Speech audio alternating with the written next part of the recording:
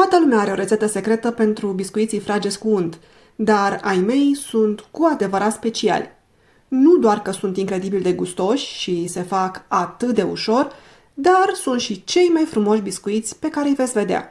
Modelele embosate, inspirate din motivele românești, îi transformă într-o adevărată operă de artă pe masa de sărbători. Hai să vedem ce și cum! Pentru a-i pregăti avem nevoie de 425 de grame de făină albă, 200 de grame de unt rece cu grăsime de minim 82%, un ou bătut, 75 de grame de zahăr pudră și aromele preferate. Eu folosesc astăzi extract de vanilie și mixul meu special pentru turtă dulce, pe care îl găsiți într-un video separat tot aici pe canal și vi-l las și în descrierea acestui clip. Începem prin a pregăti toate ingredientele la îndemână, cântărite exact. Este foarte important ca untul să fie rece, direct din frigider, pentru a asigura frăgezimea biscuiților. De asemenea, zahărul pudră ar trebui să fie cernut înainte pentru a evita cocoloașele. Punem în vasul robotului de bucătărie făina, zahărul pudră, oul bătut și untul rece tăiat cu bulețe. Dacă aveți un robot de bucătărie mic, împărțiți cantitățile în două tranșe, astfel încât amestecul să fie procesat uniform. Adăugăm și aromele preferate, în cazul meu vanilie și mix pentru turtă dulce. Pornim robotul și mixăm ingredientele până când compoziția capătă o textură nisipoasă. Este normal ca aluatul să nu fie complet omogen în această etapă. Transferăm compoziția într-un bol încăpător. Începem să frământăm cu mâinile, adunând treptat amestecul nisipos într-o bilă compactă. Este important să lucrăm rapid pentru a păstra untul rece și aluatul fraged. Aluatul trebuie să fie fin, nelipicios, dar suficient de maleabil pentru a putea fi întins.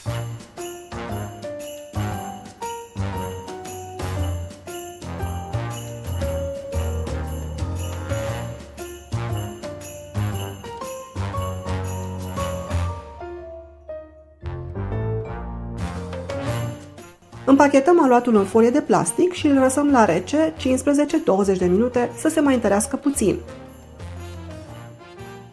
Presărăm făină pe suprafața de lucru și puțin pe sucitor. Întindem aluatul într-o foaie de grosime de aproximativ jumătate de centimetru. Dacă preferați biscuiți mai subțiri, întindeți aluatul mai mult, dar rețineți că timpul de coacere va fi mai redus. Dacă aveți o ștampilă embosată, cum am eu aici, presărați-o cu făină înainte de utilizare. Acest pas este esențial pentru ca aluatul să nu se lipească și pentru ca modelul să iasă clar.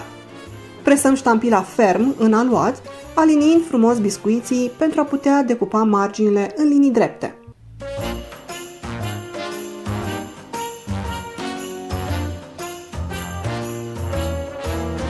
Dacă nu aveți o ștampilă, folosiți decupatoare cu forme de sărbătoare, steluțe, prăduți, clopoței, ce vreți voi.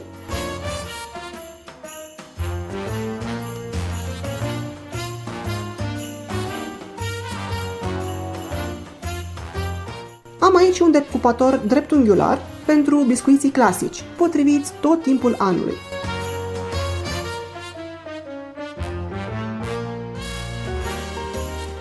De asemenea, puteți pur și simplu să tăiați biscuiții în forme dreptunghiulare cu o rolă de pizza sau un cuțit zimțat.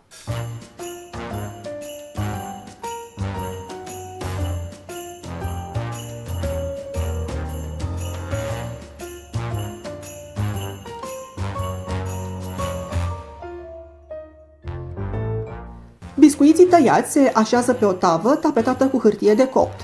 Tava se pune la frigider pentru 10-15 minute. Acest pas ajută aluatul să se întărească, astfel încât biscuiții să își păstreze forma în timpul coacerii.